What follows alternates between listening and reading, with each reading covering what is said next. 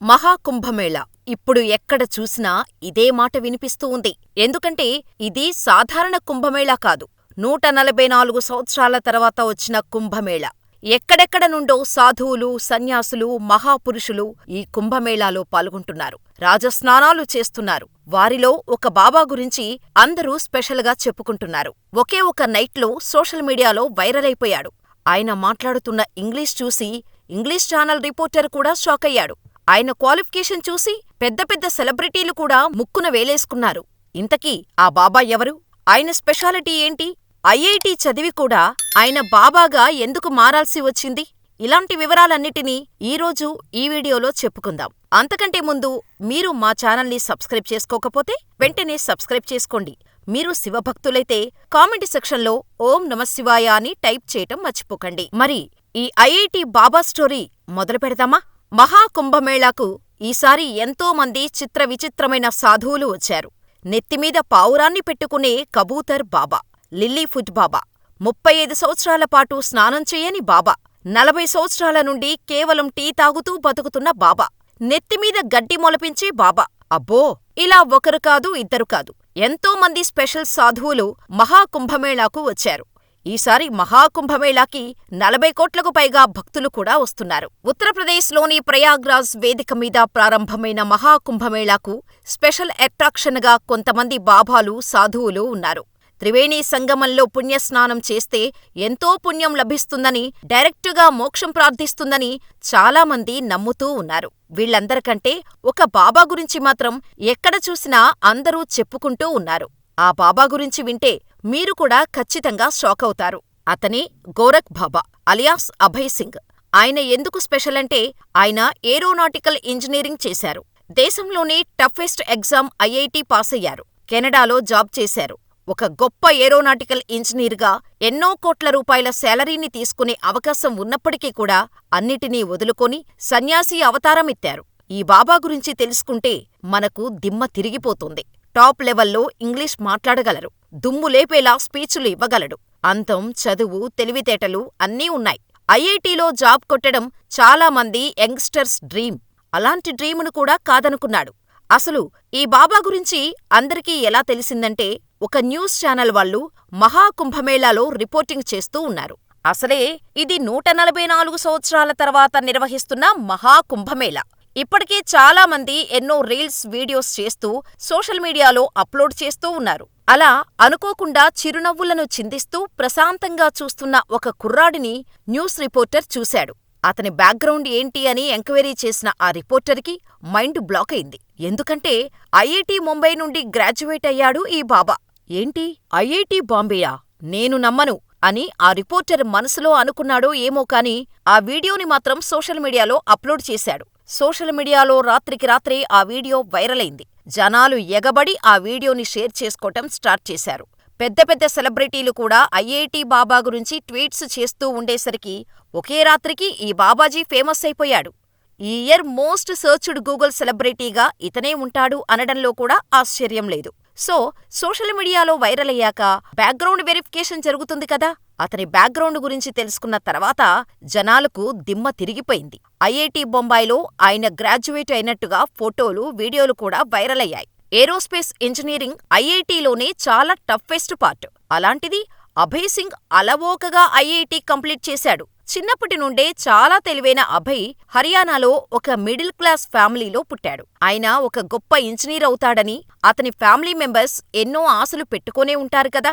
అభయ్కి campus ప్లేస్మెంట్స్లో ఉద్యోగం దొరికినప్పుడు family చాలా సంతోషించారు. ముఖ్యంగా తన పేరెంట్స్ తమ బిడ్డ కార్పొరేట్ కంపెనీలో జాబ్ చేస్తున్నాడు అని అందరికీ గర్వంగా చెప్పుకున్నారు. అలాంటి టైంలోనే అభయ్ ఒక బాంబు పేల్చాడు. నాకు ఇంజనీరింగ్ పెద్దగా ఇంట్రెస్ట్ లేదు, ఫోటోగ్రఫీ చేస్తాను అని కొన్ని రోజులు కెమెరా పట్టుకొని ఫోటోగ్రఫీ కూడా నేర్చుకున్నాడు. అది కూడా కొంతకాలమే సాగింది. ఈ ప్రాపంచిక విషయాల మీద పెద్దగా ఇంట్రెస్ట్ లేని అభయ్ స్పిరిచువాలిటీ వైపు అడుగులు వేశాడు.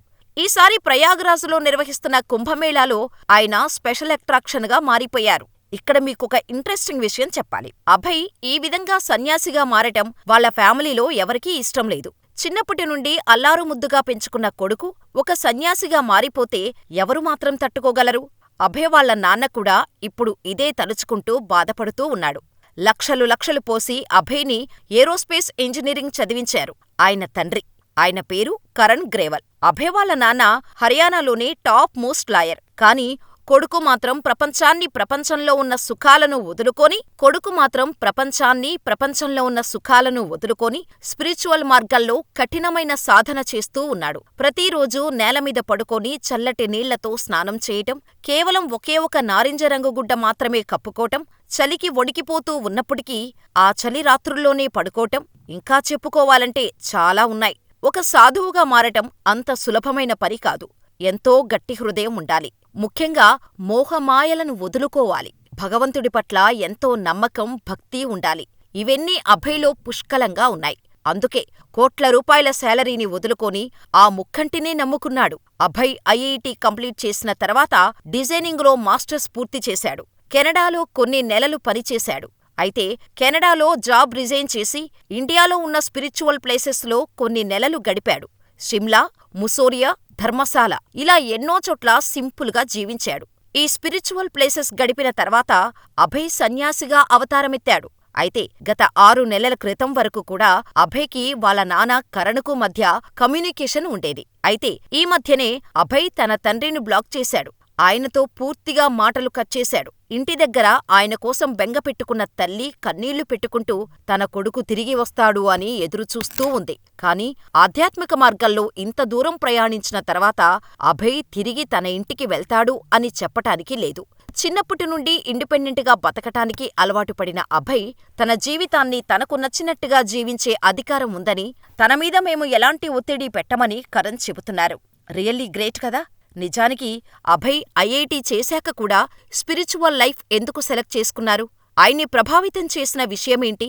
మనకు అత్యంత చిన్న విషయంగా అనిపించేదే అభయ్ను ఇప్పుడు సన్యాసిగా మార్చింది. అదే ఇంట్లో అమ్మానాన్నల మధ్య గొడవలు. ఎస్, మీరు విన్నది నిజమే. మీకు దేవుళ్ళ సినిమా గుర్తుందా? ఈ మధ్య యానిమల్ మూవీలో విలన్గా నటించిన పృథ్వీ ఈ మూవీలో హీరో. ఎవరైనా చూడకపోతే యూట్యూబ్లో ఉంటుంది, ఒకసారి చూడండి. తల్లిదండ్రులు ఇద్దరూ ప్రతిరోజూ పోట్లాడుకుంటూ గొడవలు పడుతూ ఉండటం వల్ల చిన్నపిల్లలు దేవుళ్లను వెతుక్కుంటూ ఇంట్లో నుంచి పారిపోతారు. సరిగ్గా అభయ్ జీవితంలో కూడా ఇదే జరిగింది. చిన్నప్పటినుంచి అమ్మానాన్న తరచుగా గొడవ పడుతూ ఉండటం వల్ల అభయ్కి సంసారం మీదే విరక్తి కలిగింది. రాత్రులు లేటుగా నిద్రపోతూ, ఫ్రెండ్స్ ఇంట్లో చదువుకుంటూ, గ్రూప్ స్టడీస్ చేస్తూ ఉండిపోయేవాడు. ఇంటికి వెళ్తే అమ్మానాన్న గొడవలు తప్పించి ఇంకేమీ ఉండవు కదా. వాటిని తప్పించుకోటానికి అభయ్కి చదువు తప్ప మరో మార్గం కనిపించలేదు. ఇంట్లో తనను అర్థం చేసుకునేవాళ్లు ఎవరూ లేరు. పైగా చీటికీ మాటికీ గొడవలు. ఇవి ఆ పసి హృదయాన్ని ఎంతో గాయం చేశాయి. అందుకనే ప్రపంచంలోనే చాలామంది సాధించాలనుకునే సక్సెస్ను సాధించినప్పటికీ కూడా అతను ప్రశాంతమైన జీవితాన్నే సెలెక్ట్ చేసుకున్నాడు. అందరూ అభయ్లాగా మారిపోవాలి అని చెప్పటం మా ఉద్దేశం కాదు. మీ పిల్లలు కూడా ఇలాంటి మానసిక టార్చర్కి గురవుతున్నారేమో ఒకసారి గమనించండి. పిల్లల ముందు గొడవలు, కొట్లాటలు పెట్టుకోకుండా ప్రేమగా కలిసి ఉండే ప్రయత్నం చేద్దాం. వాళ్ళు సన్యాసులుగా కాకుండా దేశాన్ని ముందుకు నడిపే గొప్ప సంఘ సంస్కర్తలుగా మారుద్దాం. మరి ఈ వీడియో మీకు నచ్చినట్లయితే జై హింద్ అని టైప్ చేయండి.